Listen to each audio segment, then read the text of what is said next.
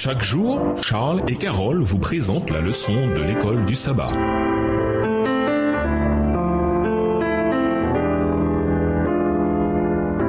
Bienvenue dans votre émission Dieu nous parle. Nous voilà à la leçon de jeudi, Lystre et Derbe. Étape suivante dans le voyage de Paul et Barnabé. Lystre, village inconnu situé à environ 29 km au sud-est d'Iconium. Ils y passèrent quelque temps, acte 14, versets 6, 7 et 15. Pourtant, Luc ne rapporte qu'une seule histoire, la guérison d'un infirme, probablement un mendiant qui souffrait de cette maladie depuis sa naissance. Lisons acte 14 et versets 5 à 19.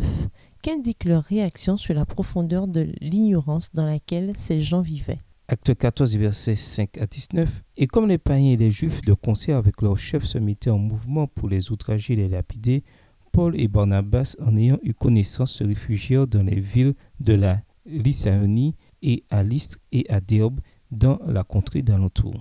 Et ils annoncèrent la bonne nouvelle. À Lystre se tenait assis un homme impotent des pieds, boiteux de naissance, et qui n'avait jamais marché. Il écoutait parler Paul. Et Paul, fixant les regards sur lui et voyant qu'il avait la foi pour être guéri, dit d'une voix forte, « Lève 3 doigts sur tes pieds. » Et il se leva d'un bond et marcha.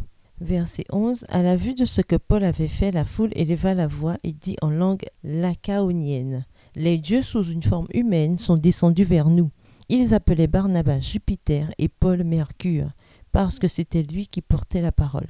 Le prêtre de Jupiter, dont le temple était à l'entrée de la ville, amena des taureaux avec des bandelettes vers les portes et voulait, de même que la foule, offrir un sacrifice. Les apôtres Barnabas et Paul, ayant appris cela, déchirèrent leurs vêtements et se précipitèrent au milieu de la foule, en s'écriant « Ô hommes, pourquoi agissez-vous de la sorte?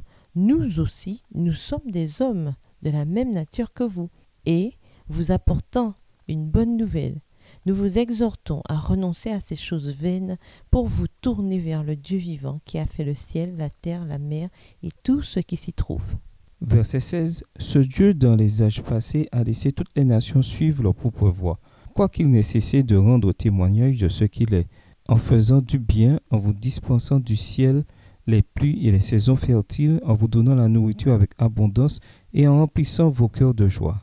À peine purent-ils, par ces paroles, empêcher la foule de leur offrir un sacrifice. Alors survinrent d'Antioche et d'Icône des Juifs qui gagnèrent la foule et qui, après avoir lapidé Paul, le traînèrent hors de la ville, pensant qu'il était mort. Les gens étaient tellement impressionnés par ce miracle qu'ils prirent Paul et Barnabé pour des dieux. Barnabé pour Zeus, dieu suprême du panthéon grec, et Paul pour Hermès, l'assistant et porte-parole de Zeus. En fait, ils voulaient même leur offrir des sacrifices. Le poète latin Ovide, 43 avant Jésus-Christ, 17-18 après Jésus-Christ, avait rapporté une légende au sujet de ces deux mêmes dieux déguisés en humains et visitant une ville de la même région, les collines de Phrygie, à la recherche d'un endroit où se reposer. D'après la légende, un humble couple de personnes âgées les traita avec bonté et hospitalité.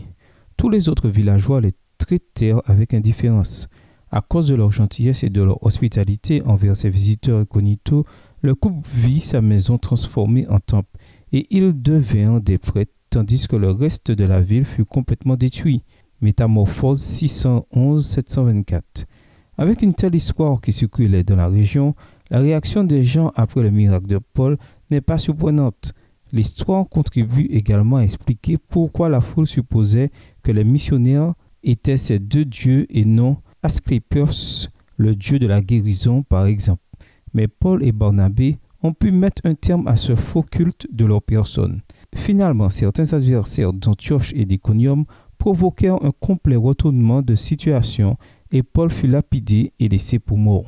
Lisons acte 14 et versets 20 à 26. Où Paul et Barnabé ont-ils achevé leur voyage? Et qu'ont-ils fait sur le chemin du retour? Acte 14 et versets 20 à 26. Mais les disciples l'ayant entouré, il se leva et entra dans la ville. Le lendemain, il partit pour Derbe avec Barnabas. Quand ils eurent évangélisé cette ville et fait un certain nombre de disciples, ils retournèrent à Lystre, à Icône et à Antioche, fortifiant l'esprit des disciples, les exhortant à persévérer dans la foi et disant que c'est par beaucoup de tribulations qu'il nous faut entrer dans le royaume de Dieu. Ils firent nommer des anciens dans chaque église et, après avoir prié et jeûné, ils les recommandèrent au Seigneur en qui ils avaient cru. Traversant ensuite la Pisidie, ils vinrent en Pamphylie, annoncèrent la parole à Perge et descendirent à Attalie. De là, ils s'embarquèrent pour Antioche, d'où ils avaient été recommandés à la grâce de Dieu pour l'œuvre qu'ils venaient d'accomplir. Paul a dit « Il nous faut passer par beaucoup de détresse pour entrer dans le royaume de Dieu ». Acte 14, verset 22.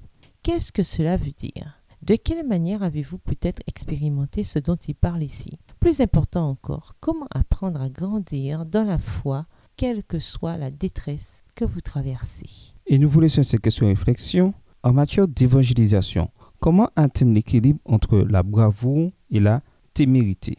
Comment savoir s'il vaut mieux subir la persécution ou la fuir ? Au revoir. Et à demain si Dieu veut.